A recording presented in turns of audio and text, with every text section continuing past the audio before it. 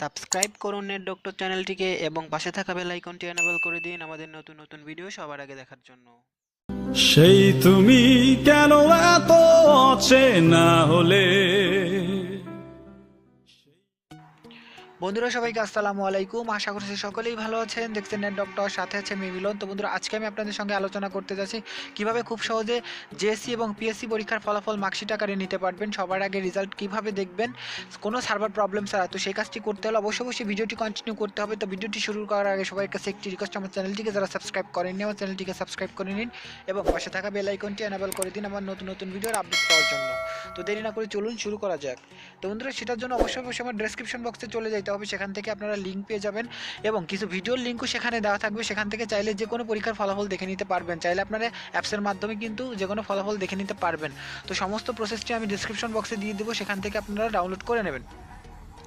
তো বন্ধুরা, আমি আপনাদের সুবিধার্থে জাস্ট জেএসসি পরীক্ষার ফলাফলটা কীভাবে সবার আগে মার্কশিট আকারে দেখে নেবেন সেটা আমি আপনাদের এখন দেখিয়ে দিচ্ছি। তো সেটার জন্য প্রথমে আপনারা চলে যাবেন আমার ডেসক্রিপশন বক্সে, সেখান থেকে eboardresult.com এই ওয়েবসাইটটিতে চলে যাবেন।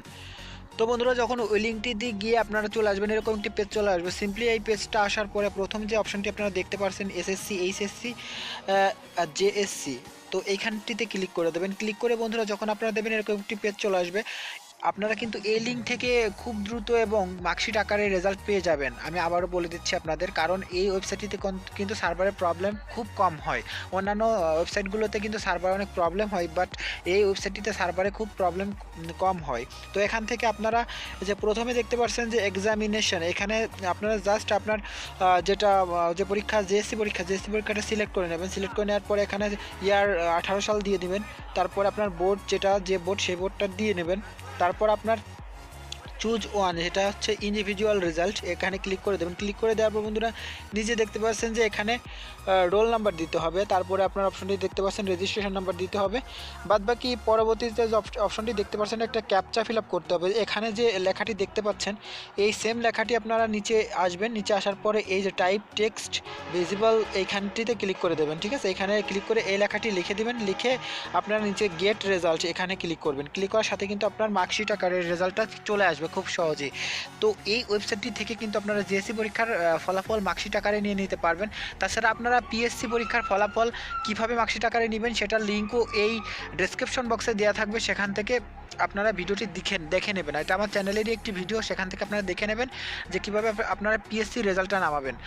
তো তারপরে আপনারা যদি সব রেজাল্টই এসএমএস আকারে অথবা ওয়েবসাইটের আকারে কিভাবে নেবেন, একটি অ্যাপসের মাধ্যমে যদি আপনারা নিতে চান, তো অবশ্যই একটি ডেসক্রিপশন বক্সে একটি লিঙ্ক দেওয়া থাকবে বা একটি ভিডিও দেওয়া থাকবে। সেখান থেকে আপনারা সেই অ্যাপসটি ডাউনলোড করে নিয়ে এই সেম কাজগুলো করতে পারেন। তো অনেক সময় অ্যাপসে অনেক প্রবলেম হয়, সেজন্য আমি এই সার্ভার এই ওয়েবসাইটের লিঙ্কগুলো আপনাদের সঙ্গে শেয়ার করলাম, যাতে আপনাদের কোনো রেজাল্ট আনতে কোনো ঝামেলা না হয়। যদি অ্যাপসে না কাজ করে তাহলে আপনারা এই ওয়েবসাইটের মাধ্যমে কিন্তু আপনারা খুব সহজে রেজাল্ট নিয়ে নিতে পারবেন। তো আশা করি ভিডিওটি ভালো লেগেছে। যদি ভিডিওটি ভালো লেগে থাকে অবশ্যই বন্ধুরা একটি লাইক দিবেন, কমেন্ট করে জানাতে পারেন কেমন লেগেছে ভিডিওটি, শেয়ার করে সবার দেখার সুযোগ করে দিবেন, সাবস্ক্রাইব করে আমার চ্যানেলের পাশেই থাকবেন। তো বন্ধুরা, আজকের মতো বলেই ভালো থাকবেন। আল্লাহ হাফেজ। তুমি কেন বোঝো না তোমাকে ছাড়া আমি অসহায়।